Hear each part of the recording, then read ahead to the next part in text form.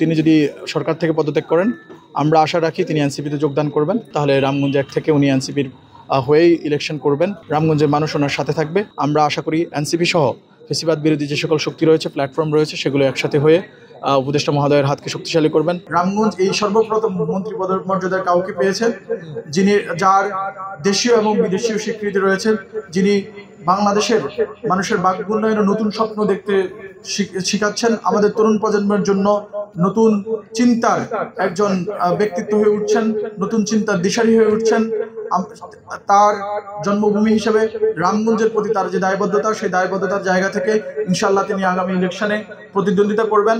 আমরা আশা করি রামগঞ্জের মানুষজন তার পাশে থেকে তার হাতকে শক্তিশালী করবে এবং রামগঞ্জের যে অপসংস্কৃতি, যে মাদক, যে সন্ত্রাসের অভয়ারণ্য, অবহেলিত যে অবকাঠামো, সেগুলো সবকিছুর উন্নয়নে এবং সমস্যার সমাধানে তিনি এখনকার মতো সামনেও কাজ করে যাবেন বলে আমরা আশাবাদ ব্যক্ত করছি।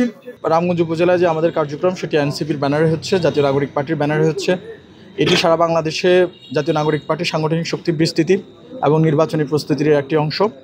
সেই ধারাবাহিকতায় আমরা রামগঞ্জের প্রত্যেকটি ইউনিয়নে এবং ওয়ার্ডে আমাদের সাংগঠনিক শক্তিকে শক্তিশালী করার জন্য এবং আমাদের মানুষের কাছে পৌঁছানোর জন্য আমরা কাজ করে যাচ্ছি। তো আজকে আপনারা যা দেখছেন এবং বিগত দিনে রামগঞ্জে যা দেখছেন, এগুলো তারই ধারাবাহিকতা। সুপার উপদেষ্টার কনসার্ন হিসেবে মাননীয় উপদেষ্টার জন্মভূমি রামগঞ্জ। তিনি এখনও অন্তর্বর্তীকালীন সরকারের একটি অংশ।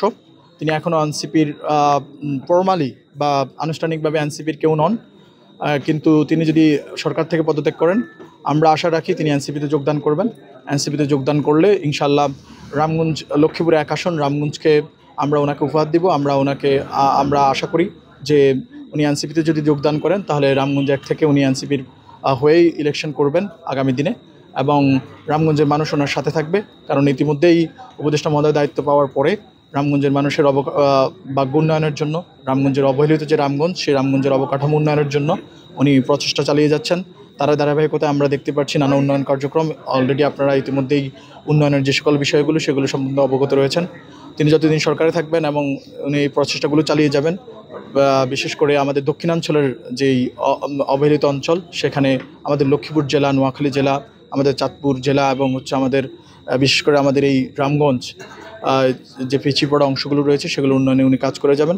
তো আশা করি আগামী ইলেকশনে যদি তিনি সরকার থেকে পদত্যাগ করে এনসিপিতে যোগদান করেন, তাহলে আমরা আশা করি এনসিপি সহ ফেসিবাদ বিরোধী যে সকল শক্তি রয়েছে, প্ল্যাটফর্ম রয়েছে, সেগুলো একসাথে হয়ে উপদেষ্টা মহোদয়ের হাতকে শক্তিশালী করবেন। ওনাকে সাহায্য সহযোগিতা করবেন রামগঞ্জের উন্নয়ন কার্যক্রমগুলো ধারাবাহিক রাখার জন্য। বেশি পাকা টমেটো আর সিক্রেট রেসিপির কম্বিনেশনে তৈরি প্রাউন সসের বস।